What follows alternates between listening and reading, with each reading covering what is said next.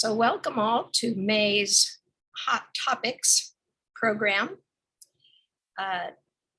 I'll introduce Dr. Farris Muhammad, born and raised in Detroit. He is the inaugural director of Equity and Inclusion for the City of Lawrence. He was selected after a nationwide search from a field of over 120 applicants. Prior to this appointment, he was the founding Chief Diversity and Inclusion Officer with the City of Peoria, Illinois. Dr. Muhammad has over 15 years of experience as a diversity, equity, and inclusion practitioner. He holds a PhD in education research and policy and a graduate level interdisciplinary qualitative research certificate from the University of Georgia. He also holds an MBA and a BBA in business management. With Dr. Muhammad today is Kalina Coleman, Organizational Equity Coordinator, working within the Department of Equity and Inclusion. Please join me in welcoming them as they speak with us about shared responsibility in advancing equity in our community. Good afternoon. Thank you, Denise, for the warm introduction there and the reading of the bio, and even inviting myself and Kalina to join you, as well as with the rest of the League of Women Voters, to be able to kind of talk about some equity issues, some of the things that's happening within the city. What does that mean as far as community, et cetera? So happy to be here this morning. I invited Kalina to join me, and so she has not seen my presentation, so I'll let her start the presentation. No, I'm joking. So what I'll do, Shirley, since we have a smaller crowd here, I do have some sort of a PowerPoint deck or some slides here that I want to cover. But based on us sort of having more of a intimate size setting here, I'll try to make sure that this is more so conversational versus me just sort of lecturing, and so just kind of engage you all and things of that nature. So I'll go ahead and get started with sharing my screen here. I'll let you all know what I have planned here. Let's try this one.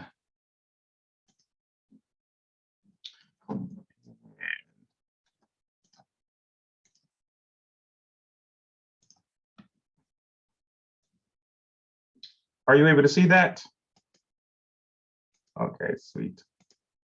Let's see which slide is. Okay, so it's this slide over here, I guess.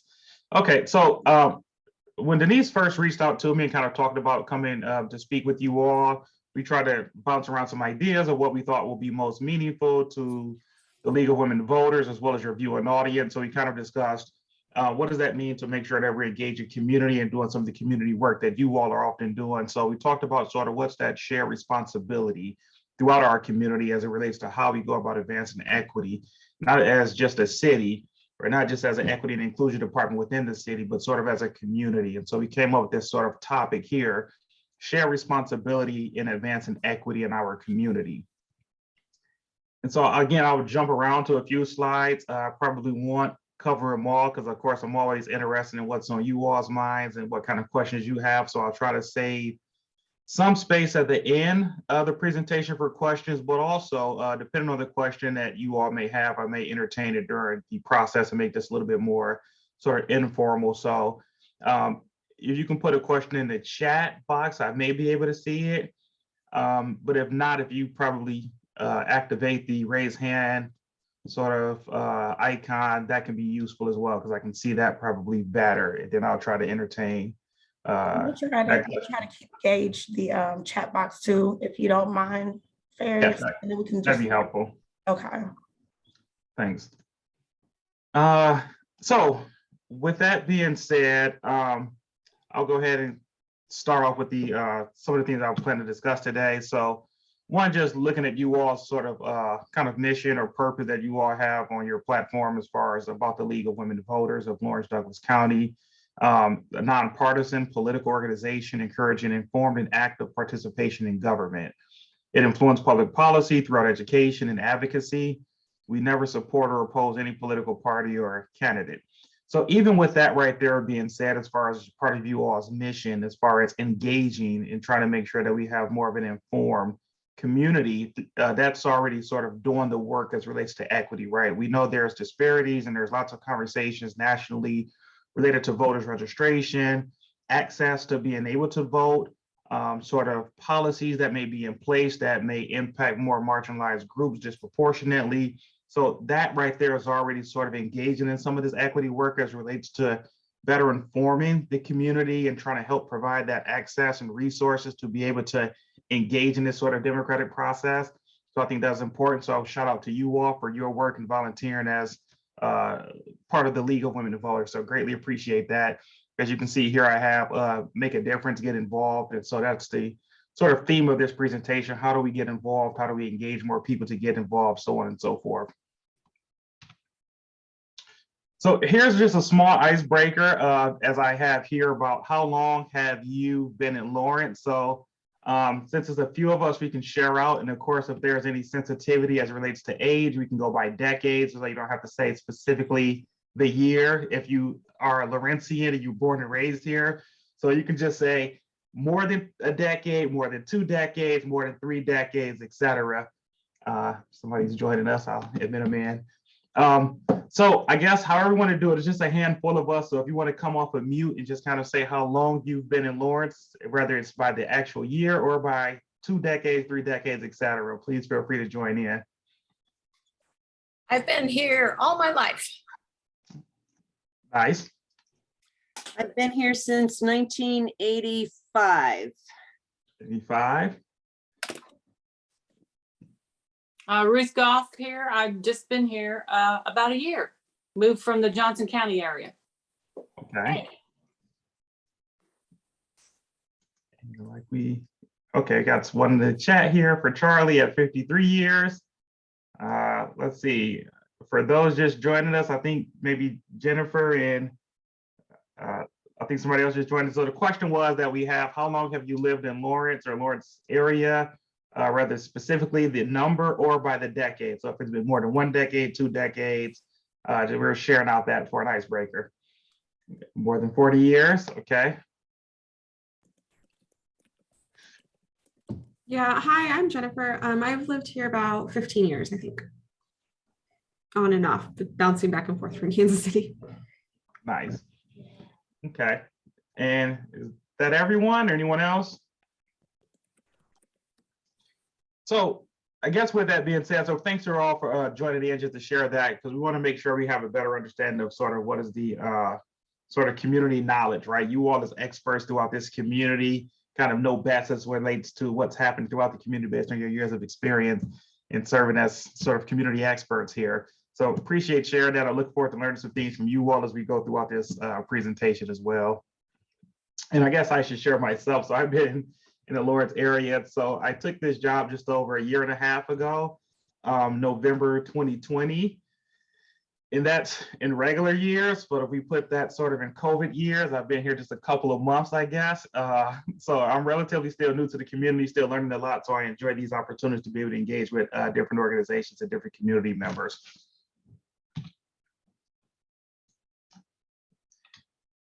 Okay, where's my, okay, here we go. And so just as a quick overview, as far as the presentation, I just want to talk a little bit about some of the city efforts as relates to equity, talk about some of the community partnerships.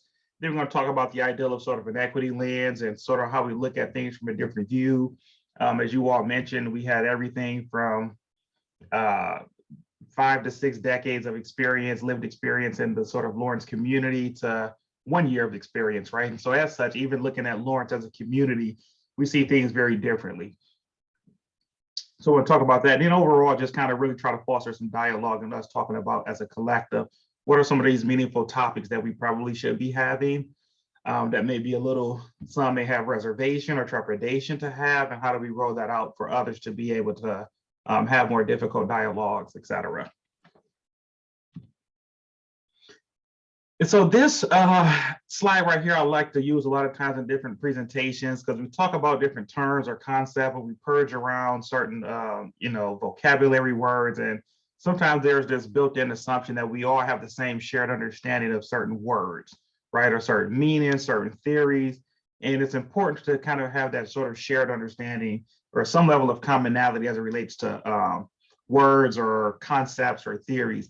And so just to kind of put this to test here, here's another activity I would like for us to do. So we're going to use this first word here, diversity. And so with one word, let's put in the chat this time if we can. When you hear the word diversity, I want you to type the first word that comes to mind, but don't hit enter. We want to hit enter at the same time. So I'll say when we're going to hit enter.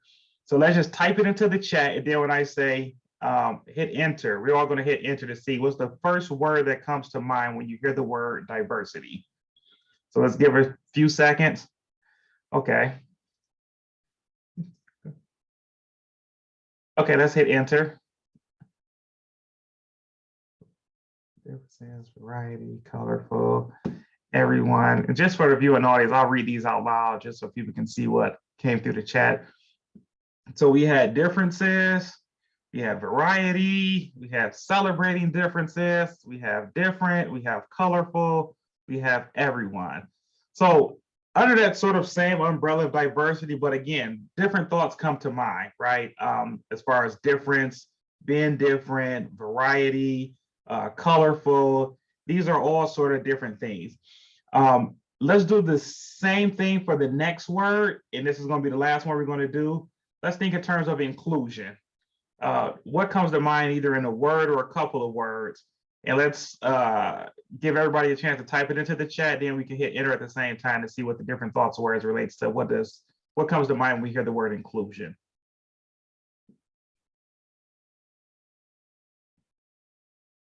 Take about 5 more seconds. Okay, we go ahead and hit enter.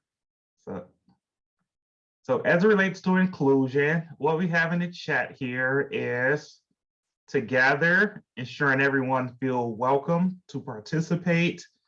We have belonging. We have belonging. Is that everyone? I feel like I'm missing some couple answers here. Access to all, adding everyone. Okay. So again, we can see just slight variation. So sometimes I think when you're having certain conversations, especially as it relates to very important concepts or very important topics, it's important that you sort of have that sort of shared understanding and what that means as it relates to community members. And one of the reasons why I always express a level of sensitivity there is oftentimes working in local government, working and doing different trainings for different organizations.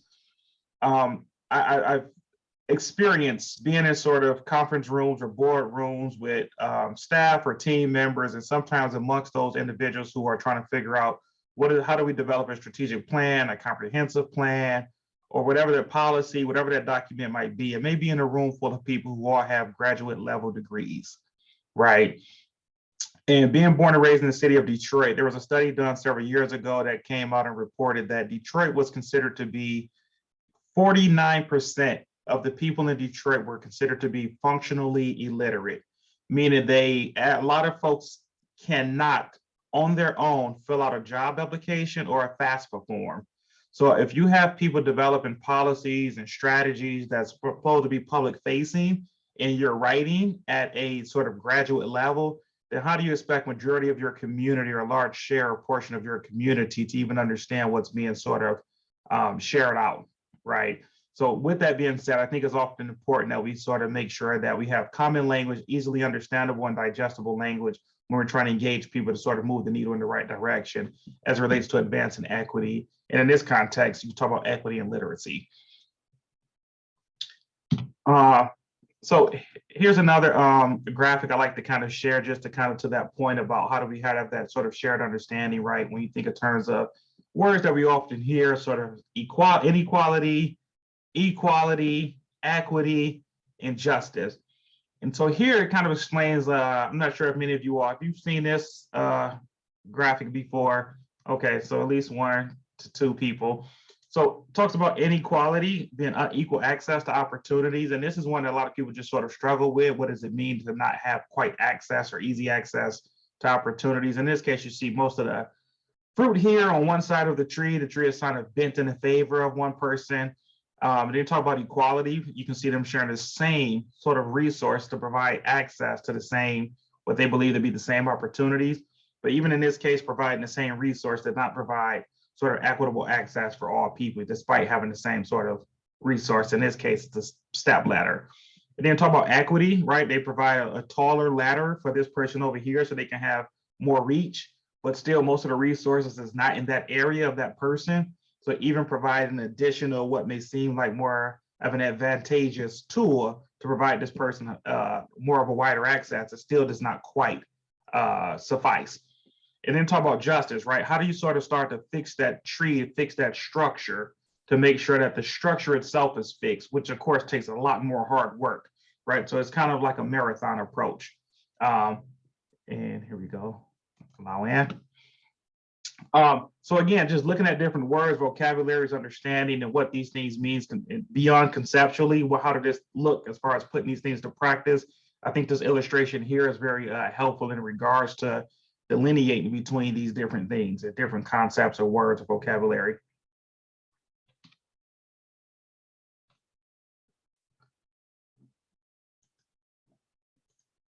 Okay, here we go.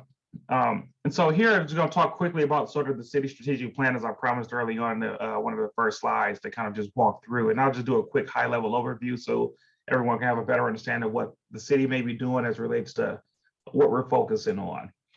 And so the city right now is focusing on our strategic plan. And with that, as you can see here, it's pretty much broken out into two major categories. One category being outcome areas, which we see here. And that's kind of explained as unmistakable identity, strong welcoming neighborhoods, safe and secure, prosperity and economic security, and connected cities. And all this information can be easily found on the city's website as well. And then we also have commitment areas, which is community engagement, efficient, effective process, equity and inclusion, sound fiscal stewardship, engaged and empowered teams, and then environmental sustainability. And the way it's easily explained is sort of the outcome areas is sort of the what is it that the city is trying to accomplish? And you got language here to kind of describe each one of these categories. And then the commitment area is sort of the how do we plan to kind of engage in our work, right? How do we make sure that equity and inclusion is infused in everything that we do? Sound fiscal stewardship, that we're being mindful of how we spend dollars or taxpayer dollars within the city. So any and all things have to kind of be looked at through these different lenses that relates to our commitment areas. And so for equity and inclusion, one of our commitments, here's the language that we have to kind of explain what that section means. I just read this briefly out loud. So equity and inclusion, which is fair and impartial delivery of services so that no group is disadvantaged or burdened, along with having inclusive representation and participation for all. Inclusion and racial equity drive the culture of our organization and our community. When we intentionally prioritize race, it can no longer be used to predict life outcomes, and outcomes are improved for all. We remove systemic barriers to reconcile historic injustices and their continued presence in our work. So again, tying back to that illustration that we seen just a couple slides prior with that tree, sort of bent a certain way, that's a structural issue, right? Which takes a longer amount of dedication and more of a marathon approach to be able to fix structural issues so that it's not just about providing certain resources that we think is going to help to advantage people who have been historically harmed. And just within our city strategic plan, we do have specific like progress indicators, which some people may be more familiar with language such as key performance indicators, et cetera. And so some of these things and some of the different outcome areas, we have several. So within unmistakable identity, for an example, we have percent of BIPOC, which is Black, Indigenous, peoples of color, residents rating community as welcoming. So looking at studies or surveys to say, hey, how are people rating our community as welcoming, especially as relates to our racially marginalized populations of people. So that's just one progress indicator for unmistakable identity as it relates to equity and inclusion. Within strong welcoming neighborhoods, we have things like one of the key ones that's being focused on right now, for an example, is SWN5, which is the percent of households that are experiencing housing stress, meaning they're spending more than 30% of their income on housing. As we all know, the cost of housing have just really skyrocketed. And just last night at the city commission meeting, there was some conversation surrounding that, what that looks like, how it has increased over the last year. And even before that, the year before that, it had increased. So these sort of compounding stressors and what that means for us, how it's impacting our community and what that means as relates to equity, right?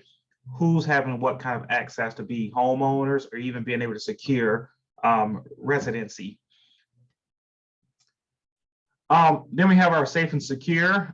So one of the things looking at, for an example, is variance of satisfaction with perception of safety by race, gender, and education and income.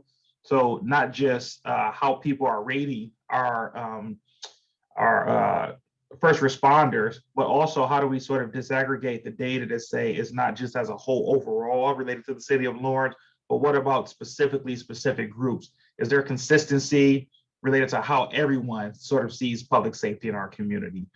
Prosperity and economic development, looking at one of the things that the economic department is really trying to look at is women and minority owned business and the ownership rate as relates to who own what type of businesses and what are those supports that may be needed to kind of make sure that it's sustainable. And then the final outcome area that we have is connected city. And this is also looking at things as percent of sidewalks and shared use paths in compliance with the American Disability Act, which is commonly referred to as ADA, and deflection minimum standards. So we have a lot of kind of things going on. This is the first year that the city is rolling out this strategic plan as it relates to it being receiving funding to kind of put these things into motion. So there's a learning curve at play. There's going to be some hiccups along the way. The city has committed to sort of weekly or every commission meeting providing the city commission as well as the general public with some level of update so people can be kind of aware as to what the city staff are doing to make sure that we're sort of helping make sure forward progress is happening or we're moving the needle as it relates to the progress indicators here. And again, all this can be found on the city's website as well. There's links, there's targets you can click into, there's scorecard. You can look at targets and see how they're being measured or which category has what kind of data. Some areas are still empty as it relates to being able to collect data, but there's a community survey that's going out soon that will also allow for us to be able to collect some baseline data to kind of help make this all make a little bit more sense for community members. And so racial equity, again, talked about definitions. So one of the definitions I like to utilize as far as just trying to better understand racial equity is racial equity means the development of policies, practices, and strategic investments to reverse racial disparity trends, eliminate institutional racism, impact structural racism, and ensure that outcome and opportunities for all people are no longer predictable by race. So again, not just about people looking at, which I have another slide that kind of goes farther into it. Sometimes we think in terms of racism at sort of the individual level, like that person had utilized a racial slur, a racial epithet, but then you have systemic, right? And one of the things that I often explain to people, we talk about systemic, again, IC meaning pertaining to, so pertaining to systems, we think in terms of school systems, criminal justice system, judicial system, educational system, looking at race through that lens. What are these systems? And so, for an example, you look at educational systems, until 1964, we think in terms of Brown versus Board, not 64, 54, Brown versus Board of Education, you know, that there was a system, an educational system that said, hey, Black people cannot go to school with white people, right? So you have a group of people who control a system, and as such, they can discriminate against a whole other race of people. So that's what we talk about. We talk about systemic racism and the importance of racial equity to address that, not just at the systemic level, but at the structural level, as well as the individual level. And so one of the things that we utilize within the city from GARE, it's called a racial equity toolkit. And GARE stands for Government Alliance on Race and Equity. They kind of have this sort of organizational change model where they kind of look at racial equity toolkit as these sort of 6 steps. You set outcomes, very specific outcomes. You involve stakeholders like you all. You help to analyze that data to see, okay, what's the story being told here? What's the story that's not being told here? Determine the benefits and burdens. So when you come out with a policy or practice or provide resources, who is it benefiting? Who's receiving, who's being burdened by this policy? So looking at that with a very critical lens, and then advance opportunity or minimize harm. Again, being very intentional about these things. Sometimes unconsciously, we may develop policies that may actually advance harm, or may be more so harmful to some people. That's not intentional. It's just that we were not thinking critically enough or didn't have a diverse group of people around the table when that decision was being made. So it's important to be conscious of that, and also it requires sort of the inclusion of community members and community leaders, et cetera. So evaluate, raise racial awareness, and be accountable, and then report back. That last step is always a hard one for a lot of people, right? Sometimes we do surveys, we collect this data, somebody process and analyze it, develop it into some policy, but sometimes there's not full circle as relates to city leaders or whomever sort of reporting back to that community saying, this is what we did with your feedback. And let me see how I'm doing on time here because I want to be mindful. And so this was an article that was in a journal World several months ago, I think, oh, wow, several months ago, not yet, back in December. And it was kind of looking at just my 1 year recap of kind of what I've been able to observe, what's been my experience, what are some things I'm working on. And in here, one of the things I spoke about is hearing the pain and voices, especially in Black community and Indigenous community related to a variety of things, career opportunities, promotional opportunities, retention, well-being. How might the city of Lawrence feel like a sort of equitable, welcoming community of choice for people versus somebody saying, well, I'm here and I'm stuck here because my job here. But no, it's a place I want to be, not simply because I have a job here or my children are in the school system here, et cetera.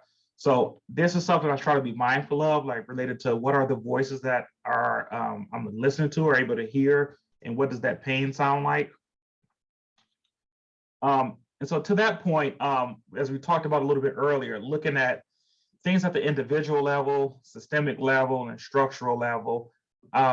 So here, I'm not sure if any of you all are familiar with who you see on the screen here. And so I'm going to show a quick video that she has, if I can do this the right way. It's about under 1 minute. I'll show this video, then I want to hear some of your all thoughts and feedback on it. So let me see if I can stop sharing my screen for a second. Then I'm going to pull this over here.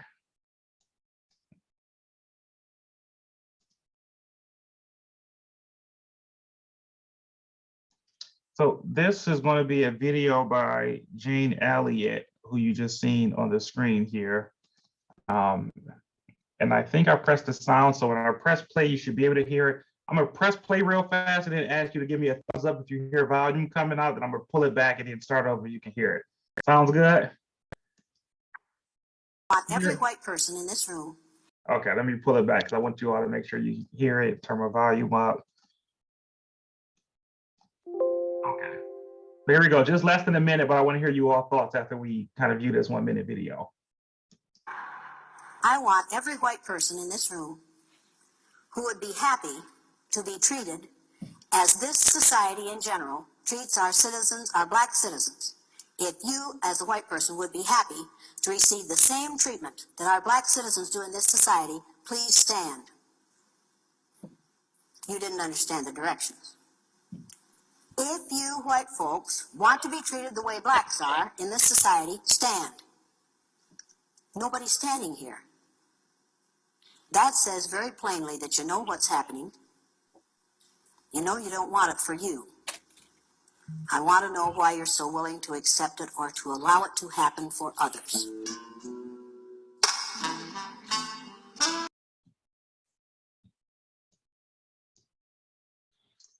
Okay, let's pause right there. And I'm just curious about reactions to that video.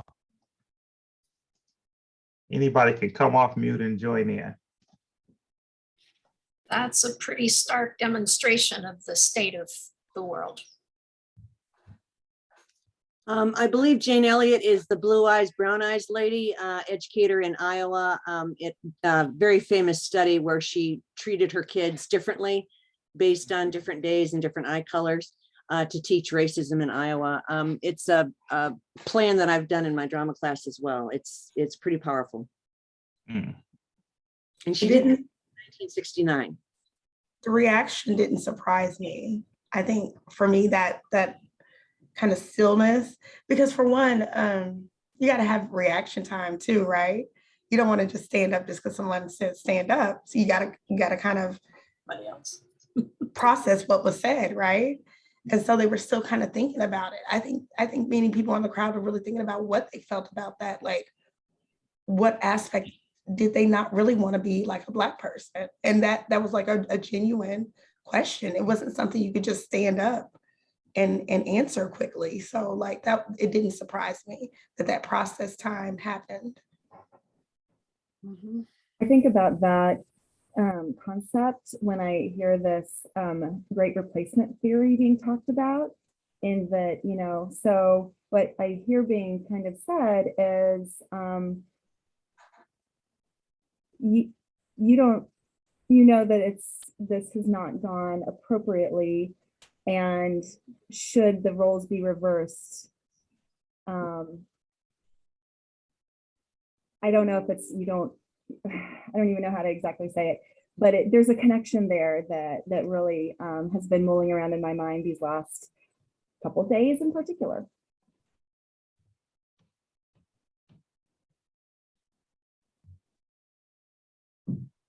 Make space for anybody else who might want to chime in, no pressure. Well, I keep saying that we live on our silos. So white people hang out with white people and Black people hang out with Black people, etc. And I feel wholly ignorant about the emotional pain and trauma of what our Black citizens go through. And I want to know like what the pain is, but more importantly, what can I do about it? How can I act? How can I change it? Thank you. I appreciate that candor and vulnerability there. So I appreciate Someone you. in the chat too, it looks like. Next. Yes. So I remember giving it was a keynote speaker at an event, and I took Jane Elliott's question here and I kind of showed that demonstration. And I remember flipping the question to ask, had the race been reversed? And that was an audience of all Black people. And the question was asked, would you want to be treated how white people are treated in society? What do we think the results of that would have been? The answer is no. I think the results would have been, if you asked that predominantly whole Black crowd, that kind of question, from my personal experience, I'm not going to speak for us, but I would say that because of the pain and the hurt that we know that we've gone through with this 200, however, I don't know how many, 400 years, I can't even count because I wasn't here, but I do know that history shows it happened. So that pain, you couldn't imagine that for someone else. It's almost unreal, but we navigate it every day. But we do know that we wouldn't want to wish that on someone else. So that would be my thoughts, is that majority of the answer would be like, no. And also there's a pride now with being Black. So I don't want to take away that pride that I can identify with just because I'm the worstly treated group. You know what I mean? Mm-hmm. I don't know. What are you guys' thoughts?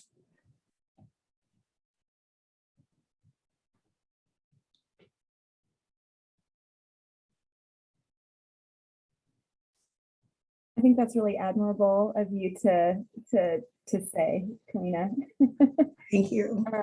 And I mean, I think that we would all like to hope that we wouldn't knowingly choose a hardship that we've experienced on somebody else. But we also know that people are so concerned about their own well-being above all else, and me focus, me and mine above all else. And yeah. And let me make sure, as I'm hearing the answers, want to make sure the question I asked was what I intended to ask, and that I didn't contribute to some confusion there. So based on Jane Elliott asking the question, would you like to trade places with how Black people are treated essentially today at that time in our society? If you ask Black people today, would they like to be treated how white people are treated today in society? Do you think Black people would have stood up or will stand up to say, hey, yes, I would like to be treated how white people are treated today in society? So it's not to suggest that you wish any mistreatment or unfair treatment on any other race of people. But if we look at white people today in society as the benchmark as relates to how they're being treated, do you think other races of people would like to or aspire to be treated the way society treats white people today? Yes, I would think so. Right. It's really interesting because, yeah, my gut response is, well, right. I understand the privilege there. It's seen by everyone. So of course it's going to be wanted, but to hear the different perspective of, by doing that, would I thereby be giving up my own culture that's so valuable to you? Is an interesting frame. Like it's an interesting switch for me to appreciate. So thank you. Thanks. I'm gonna chime in here. I'm still back on the trees. The graphic of the trees just really struck me. I've seen similar graphics, but the one that really struck me was the equity, which we all want equity, but yet there was not equity in that illustration. We want the justice. So I'm sitting here looking up these words, and I'm sitting here thinking about, you know, when the question was asked to the crowd of the white people, it was, for me, a gut reaction. It's like, oh, wow, it's in my face. I have to think about this now. And I haven't had to think about it because I'm white. Okay. And now if you reverse it for a crowd of the Black people, I would hope that there would be the justice coming out, that it doesn't matter, you know, what, we want the justice in the equation.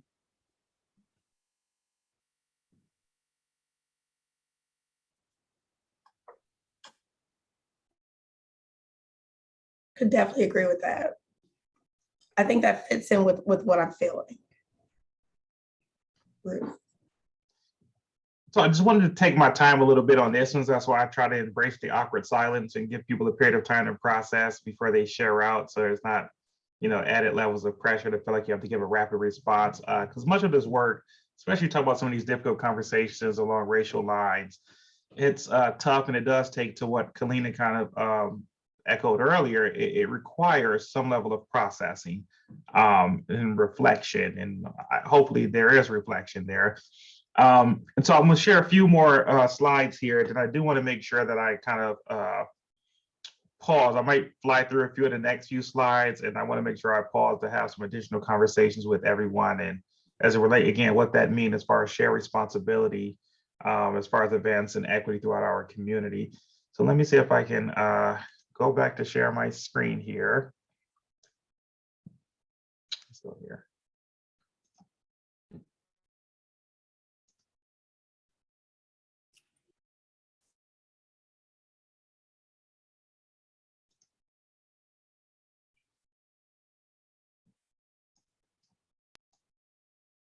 Let me go back one slide here.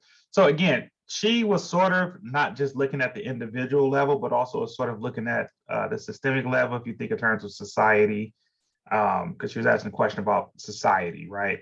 Would you want to be treated the way white people are treated or Black people are treated in society? Not just between individuals, but everything from walking into a bank, walking down the street, interacting with law enforcement, criminal justice system, all these different types of systems, right? What type of treatment do people typically receive just on face value, if you will? So here, the next slide here, we talk about sort of collective impact model is a phrase that some people may be familiar with, and I have a slide coming up next that talks a little bit about that.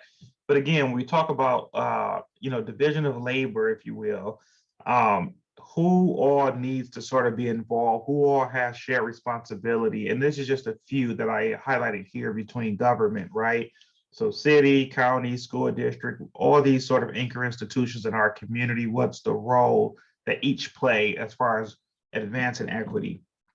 Nonprofit organizations, faith-based community leaders, which again means everyone, not just president of this organization, you know, CEO of that organization, but community leaders as relates to people who have lived experience in our community and can bring forward that to make significant change as relates to advancing equity. Also the business community, and there's lots and lots of more, right? How do you sort of get everybody together and looking at equity as it relates to this tree here, right? So it talks about all these different kind of things, right? Access to health and human services, healthy built and natural environments. Sometimes these are things we just don't think about as it relates to sustainability, equity and county practices. So again, government, what's happening at the county level, affordable, safe, quality housing. We talked about the skyrocketing prices of housing right now. So lots of different things from public safety to what does it mean to have a strong, vibrant community and see your culture reflected in this level of vibrancy. So all these different things, we can advance equity. All these things have an equity component to it. So what does it look like and who's responsible for the contribution of advancing equity in these kind of areas? It's worthwhile us all reflecting on and continuously reflecting on.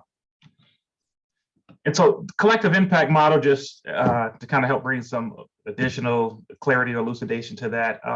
So it talks about the 5 conditions of a collective impact. How do you have sort of that common agenda? Again, we talked about shared language, shared meaning, shared understanding, having those sort of common goals, shared measurements. I've seen in lots of communities where you had different institutions trying to collecting data on the same thing, measuring it differently instead of as a collective coming together saying, look, we're going to rely on the same sort of data as it relates to our community. And that's one of the things the city's trying to do right now as far as partnering.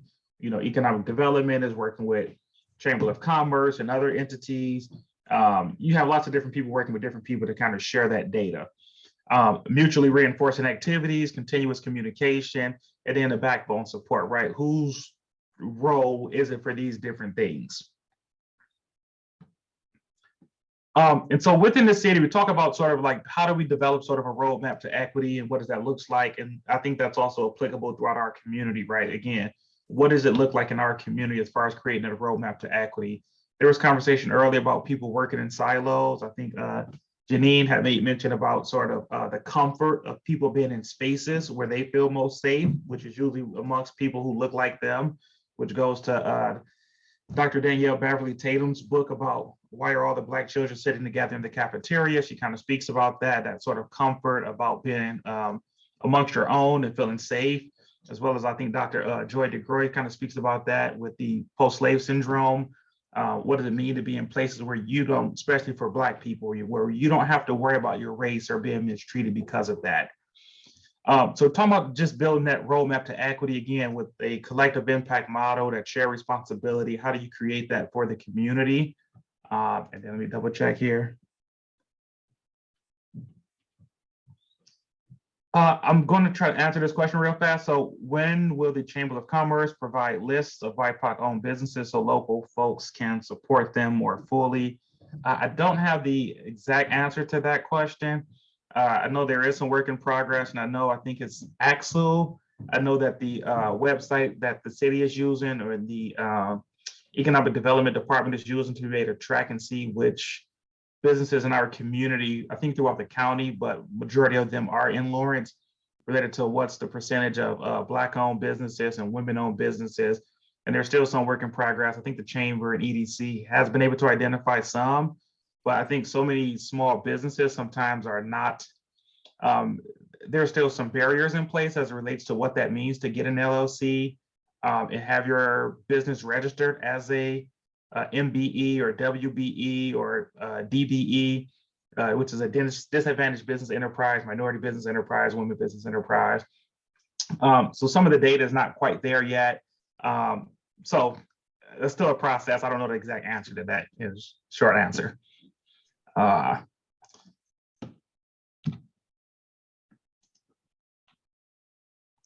And so community connection, this was a slide I had utilized when I was giving a presentation to the city commission, somewhat recent, and just kind of talk about different, what I would consider to be equity partners. Of course, League of Women Voters need to be added to this list. So just talking about community members in general, the school district, faith-based organizations, different universities, high school, some of the government agencies, it's like, how do we all sort of come together? And there's, again, some conversation that I'm having in partnership with the county to try to figure out with some the ARPA funding, is there potential to kind of see if we can have somebody as a backbone organization that we can help sort of contribute some financing to make that happen. So we can have more of that collective impact model to help advance equity throughout our community. This was, again, as an example, recently we were, of course, with the pandemic and the response to the pandemic. It was the Unified Command, which was stood up as a response that included all these different agencies, entities, everything from Burton Nash to the county, to the city, to the hospitals, to the school district, to lots of other agencies. One of the branches from that was the Equity Impact Advisors, who recently sort of won an award for their work. You may recognize several of these faces here from different community leaders. But this was just an example of people coming from different sort of backgrounds. Some of these folks worked at the school district, some worked at the local health department, the city, school board, lots of different things. But folks coming together with that sort of common goal in mind to say, hey, how do we sort of reduce the spread of this pandemic, especially as it's disproportionately impacting some of our most marginalized, right? Some of our elderly, some of our racial minorities, some of our people of lower SES or socioeconomic status, so on and so forth. And I'll just skip this slide. And I'll skip this slide. Let's see here. Yeah. And so here's a slide I'll touch about a little bit. So this is a slide we often talk about. We talked about earlier with the icebreaker about the range here from folks living in the community from everything from 1 year to I think 60 plus years, right? So we're going to see this community different based on our experience, based on our not knowing anything. Like if you tell me a certain intersection right now that's outside of 6th Street in Lawrence, I'm probably not going to know where you're at. You know, I just don't have that experience in Lawrence yet. So it's a lot of times you can see the same thing, but we see it very differently. Somebody think the part of the elephant is a spear. Somebody think it's a fence. Someone think it's a wall. Someone think the tail is a rope. It's a tree. But no one is seeing the stepping back to look at the big picture here and say, yo, it's an elephant, right? How do we step back and look at our whole community outside of our silos and say, well, the city's doing this, the county's doing this, the school district's doing this. It's like, let's focus on centering the community first and sort of build around that.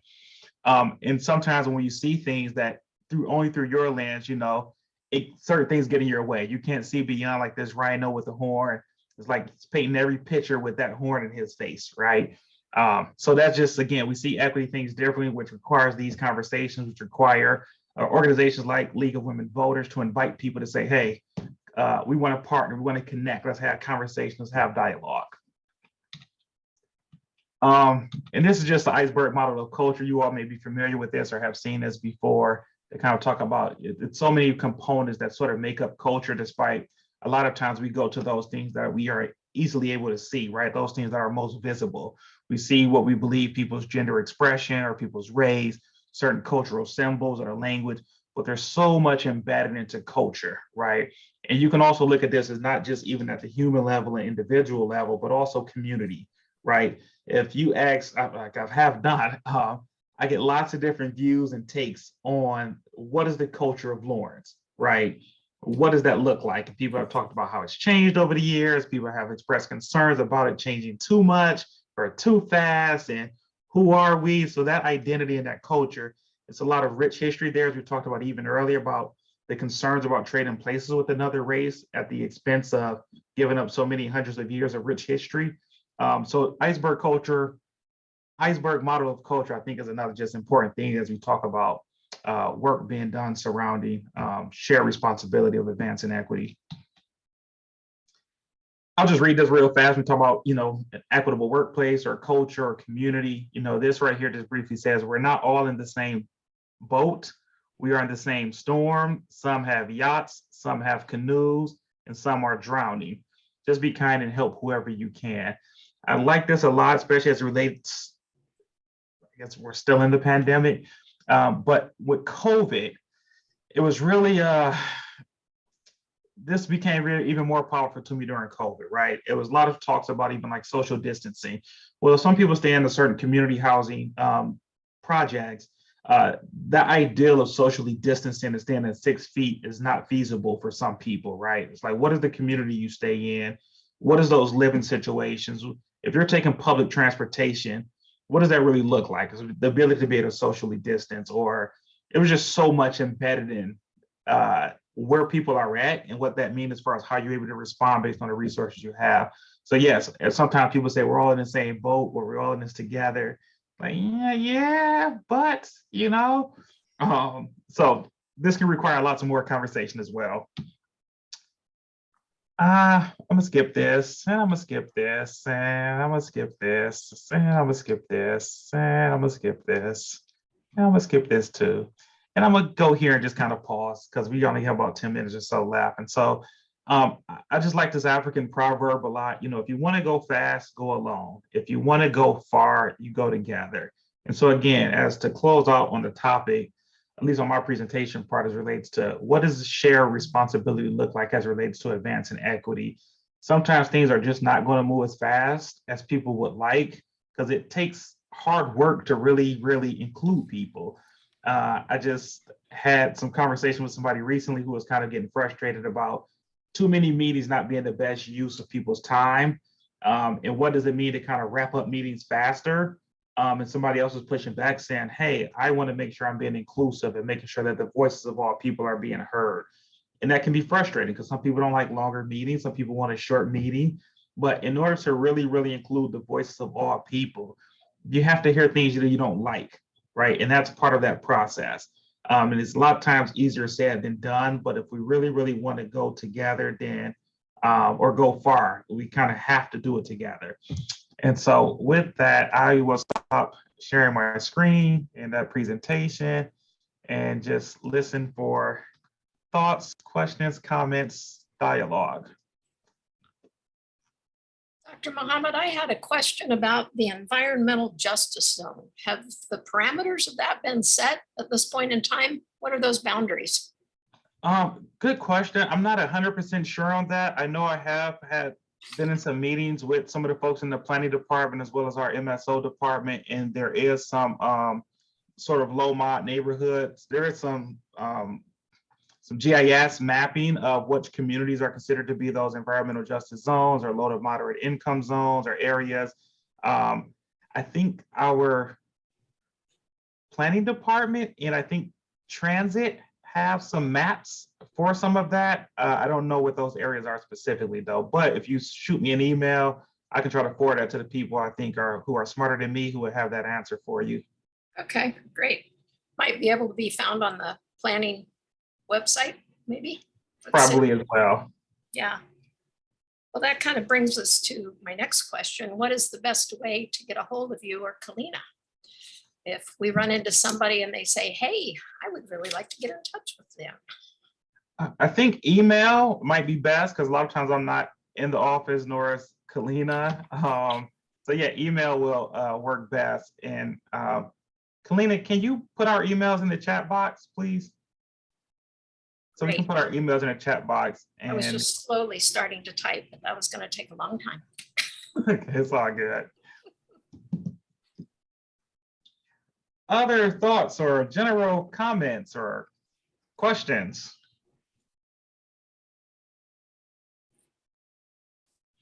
At one point I was like a professor, and so like the ideal of cold calling on people, I was like a habit of mine. Sometimes I got that close to just calling on some folks, but I'm not going to do that.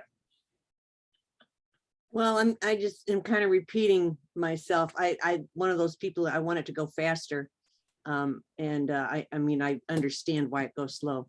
But what ideas do you have for white privileged folks to be doing to make it go faster, to try and alleviate some of these barriers, systemic barriers that are facing folks today? I guess there's a lot of directions I can go with such a broad question, but I think to what you shared earlier about sort of people being in their silos, I think it's, as cliche as it sounds, for people to become sort of more comfortable being uncomfortable, it does require discomfort, right? You can't really say you really want to advance equity without being sort of uncomfortable, right? Because it requires some level of even, cognitive dissonance or discomfort or challenging some of people's value systems or belief systems. Sometimes it can spill over into, religion and things that are very, very sentimental and personal to us.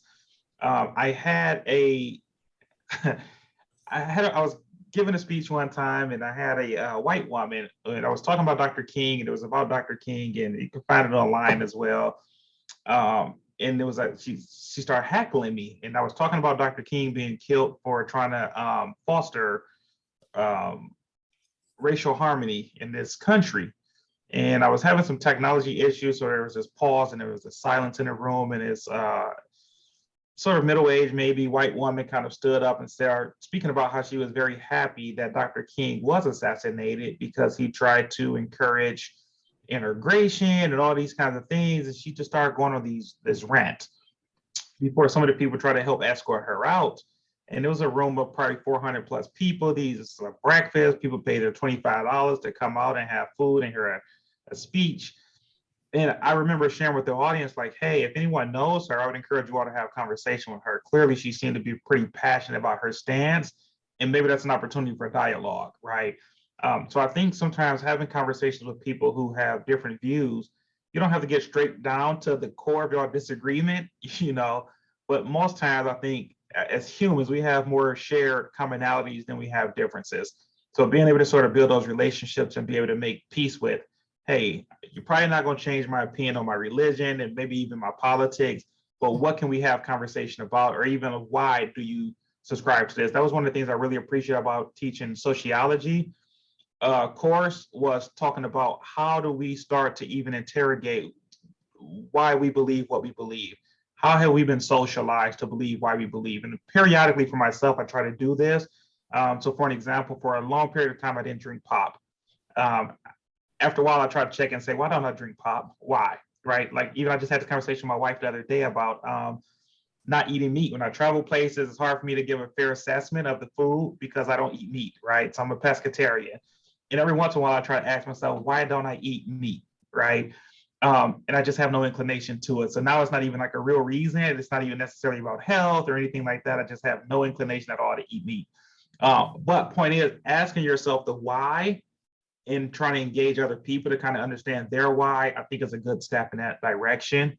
But it requires sort of getting outside of your comfort zone. Hopefully that was helpful. Dr. Mohammed, I'm curious if there's conversation in regards to pay equity. The city does a lot to support various organizations in the community, kind of from that nonprofit perspective of things. And as the economy is struggling and all of the costs that are going on, the organizations that would like to both keep up with our overhead expenses that we have to pay, but would also like to increase pay and look at that pay equity opportunity. Has that been part of the conversation in regards to support of organizations in the community from the city? I feel like I've been in some meetings where I've heard some conversation about some of that, not specific, but I do know that the city is currently going through our budget process, looking at our CIP process, capital improvement projects, as well as the just regular annual budget or operational budget. And there was conversation last night at the city commission meeting, kind of looking at what's going to be prioritized. The city's trying something new this time, this first go around, related to priority-based budgeting, to say, what are those priorities that we're saying are closely aligned to our strategic plan? Since we're saying we're committed to this strategic plan, then how do we properly fund what we're saying we heard from the citizens and the community and different organizations as it relates to those things that have shown up in the strategic plan? So that's what the city's trying to do. There's still some, of course, flexibility as it relates to what the city commission may want to do after they receive the sort of first draft from the city manager saying, hey, this is our proposed city budget. Of course, they would have that sort of agency to kind of decide how those funds happen. But as it relates to funding of certain nonprofits, I believe when I first got here, I was on a committee that kind of helped with the scoring of how money should be allocated to nonprofits. But even then, it was still related to how are these things broken out to advance in key areas in the strategic plan as relates to outcomes. So unmistakable identity, if there was some art base to say, hey, arts is critically identified as being important in our unmistakable identity outcome area. So is there alignment? What is that partnership? So I think that's where some of the, I'll say, tension is at, trying to still figure that out, what makes the most sense. But some of those things are decisions outside of my office, and I only have some surface level knowledge of it. Mhm. I think it would be really cool. I think it would require some vulnerability on part of the organizations to kind of come and say, hey, we know that we have staff that are systemically underpaid and we would like to correct that, but we're struggling to figure out how to budget it. Is this something that the city might consider helping to support in some way or another? I don't know exactly what that way might be, but I think that would be a pretty interesting conversation. Yes. Thanks for elevating that, though. And I did also share with Porter Arnell, who's our director of communication for the city, that this is being recorded. And so I will share this link out when I receive it or whenever it's posted with Porter for him to share out. And so some of the questions that you all may have, I might be able to make sure that the right people see that can provide better answers.